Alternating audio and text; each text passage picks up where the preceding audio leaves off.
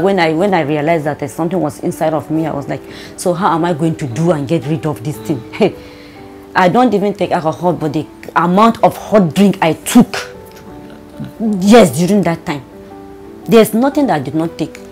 There's nothing, even this Dogoyaro self, I took. Somebody you don't know came into the house in the night. They collected our jewelries. They collected money from other neighbors and other people. And the same time again, 3 women were raped. This will live with me till the day I would die. I would never forget it in my life.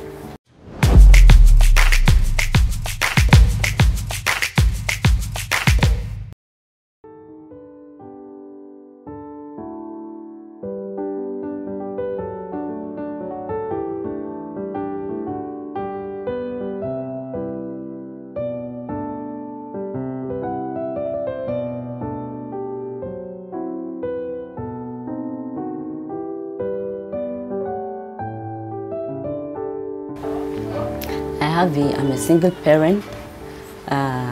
She's 9. My daughter, she's 9. Her circumstances of coming to this world is through rape. And nobody, I have never told anybody about the issue because of the stigmatization. You know how Nigeria is. Once you mention something like that, people will start looking at you somehow. They'll even use it against you. They'll use it to even insult you. You know, sometimes, then I even left where I was to come to Abuja here to look for a job. I was squatting with one of my friends. So it was in that my friend's house that incident happened. So it was 3 of us in the house that they raped, the ladies. So what happened was, during the pregnancy, I was, you know, things were not that difficult. That was 2012. Things were not really difficult the way it is now. I was just doing some, I would do zobo and then sell, I would do bones and then I would sell.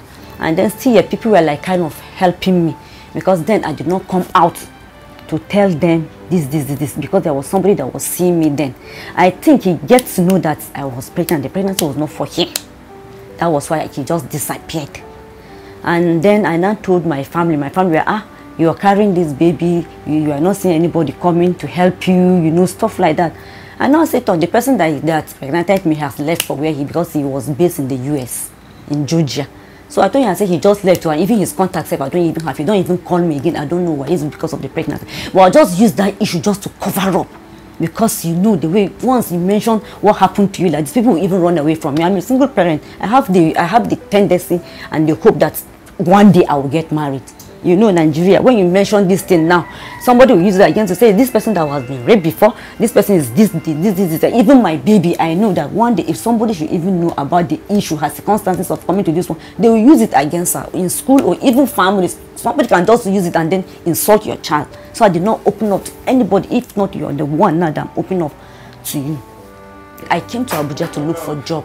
I was staying in Durumi too that time with my friend, one Igbo lady like that. That was when the incident happened.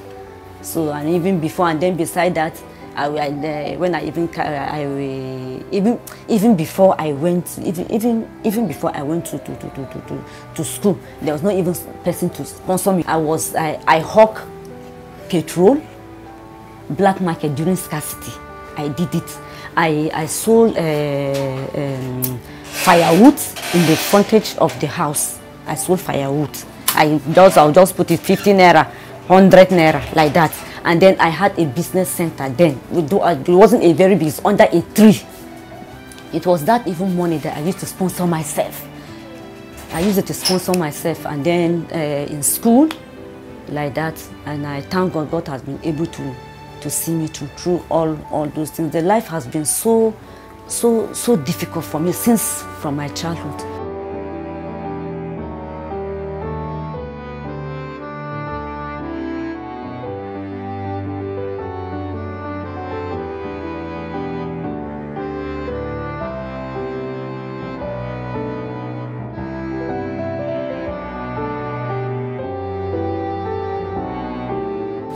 Actually, for now, I'm not doing anything. What's happened? I was working before. So I had this issue. I have fibroid. I have fibroid. I never even knew that I had fibroid. So what happened was I was working with a fashion house.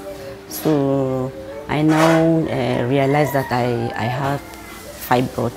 So I now told my madam that I want to go for surgery.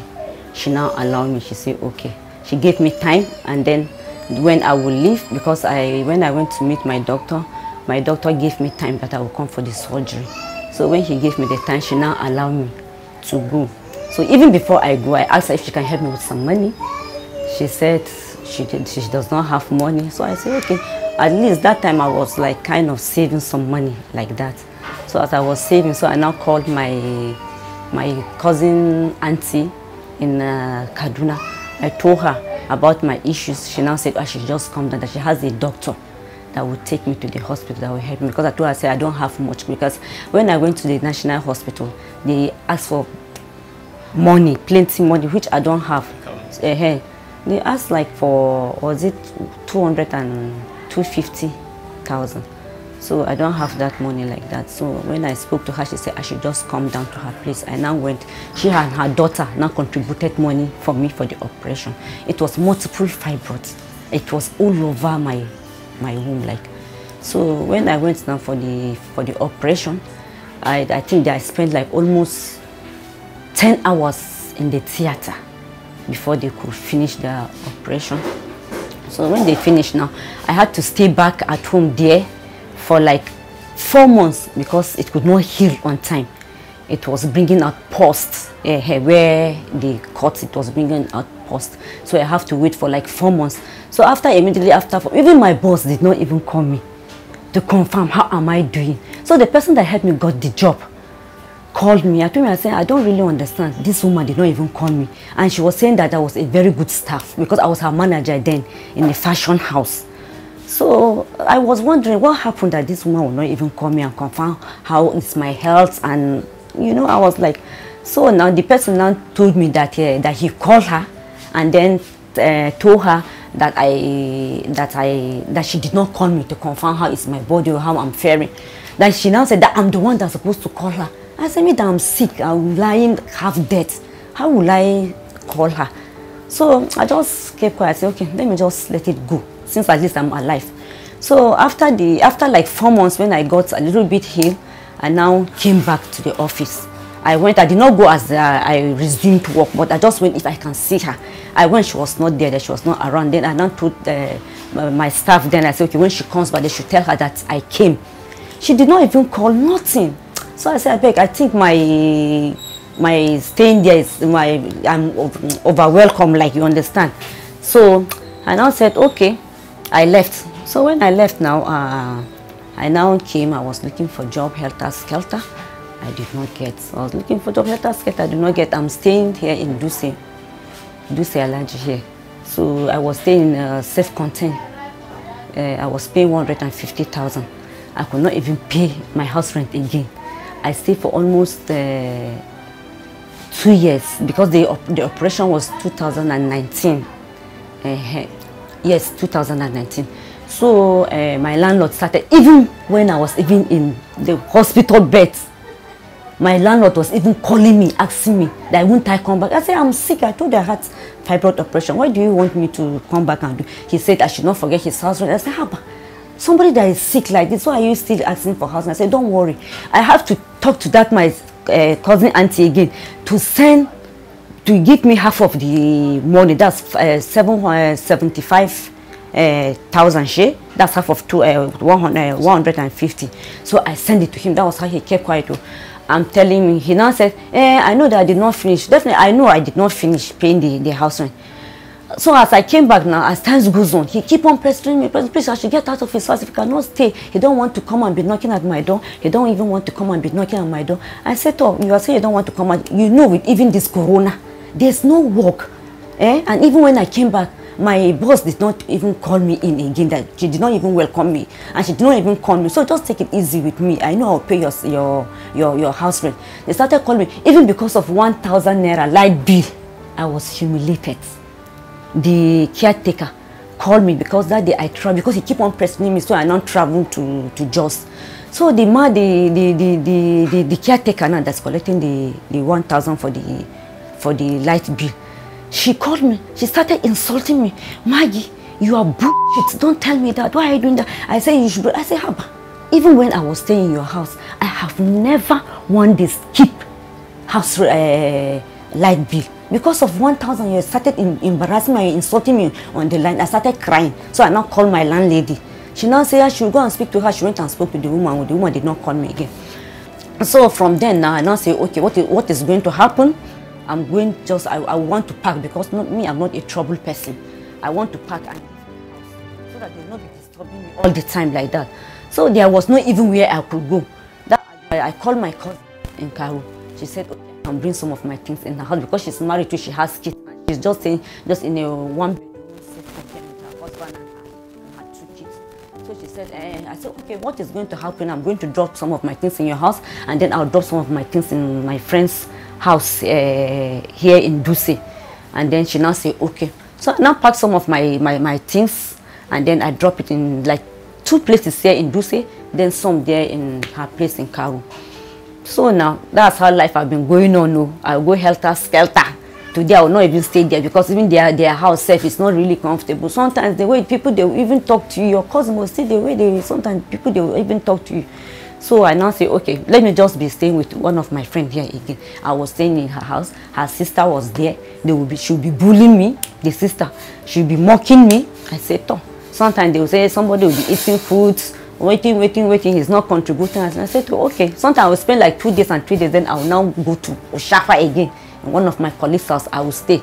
That one is her home, it's herself. When she get tired of me, she was like, okay, oh, this one at least me, I cannot do it again. We'll just find a place. You are bullying me, mocking me like that. I said, oh, if that's what life is all about, I pray that in this country, I beg that the government try and help people and bring something for people, because I've passed through difficult things, and then apart from that, I don't have a genuine place now to stay. I don't have money to pay for house rent. I don't have a job. I'm a diploma holder. I read marketing in the university, though even my passing through the university was something else, because I lost my dad when I was 9 years old. My mother tried to like see we the children goes to school, but something happened again, because when my dad was alive, at least he was a bit comfortable. So my mother fell sick again. So because of the sickness, she became completely blind. And after the blindness again, she became depressed. And then the depression again.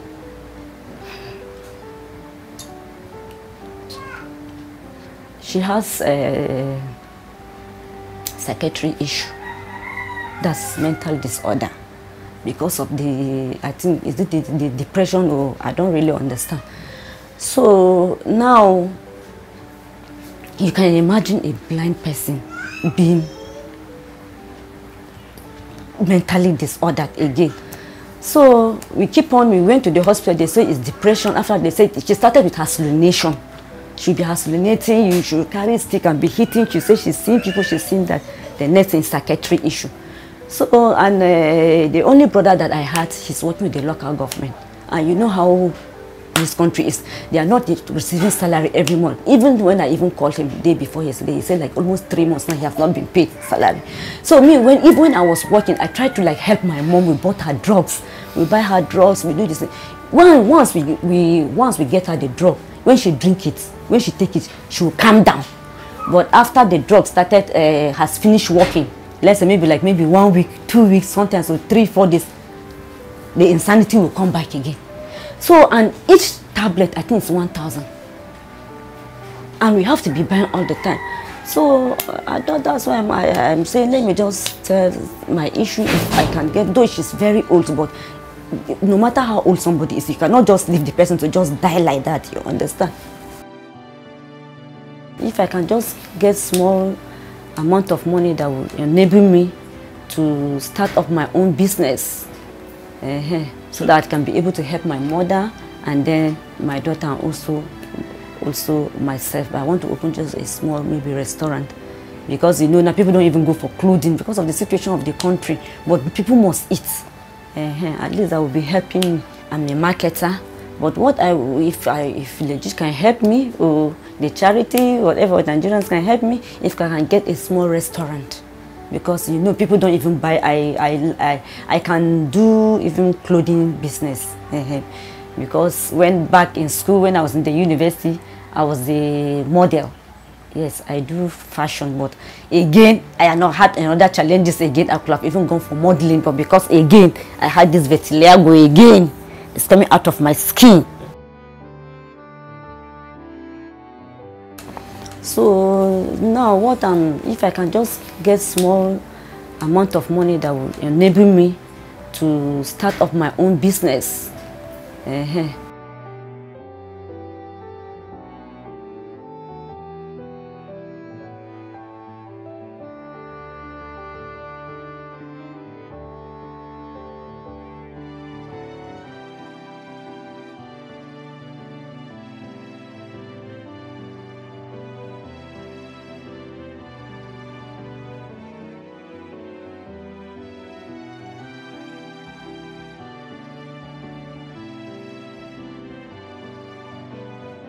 I'm thinking of getting married someday. Okay. Yes, and I know that definitely God will definitely hear my prayer. Okay. But because of this stigmatization, I don't know. Though nobody has heard about you, you're the first person except me, you, and God that knows about it. But of course, you actually don't know anything about the dad. You can't say anything. No, I can't say. He was masked. I don't know. And this will live with me till the day I would die. I would never forget it in my life. Somebody you don't know came into the house in the night. They collected our jewelries. They collected money from other neighbors and other people. And the same time again, 3 women were raped. And then there was a hefty guy. It was one of our neighbors. They used the back of the extreme end of their gun. They broke his leg because he tried to struggle with them. And then the other Igbo lady too, she's hefty, and she's a big woman that time. She was working in a very good place that time. She struggled with them. They broke her mouth, and still yet they raped her. It was even one of the neighbors that came out to see himself. He saw as if they were struggling, people were shouting. So he now knew that it was robbers. He now ran and went and called vigilantes. So when they started blowing their whistle, that was when they ran away. I can never tell. I don't know whether from Nigeria, from London, from which tribe, I know his color is just chocolate, but the face, I don't know. When I realized that something was inside of me, I was like, so how am I going to do and get rid of this thing? I don't even take alcohol, but the amount of hot drink I took, yes, during that time, there's nothing that I did not take. There's nothing, even this Dogoyaro self I took, but God said this baby will definitely come. I was just doing as if there was just nothing there, but it's right inside of me. Of course, even then if you see me, as if I was a mad person, but then God saw me through.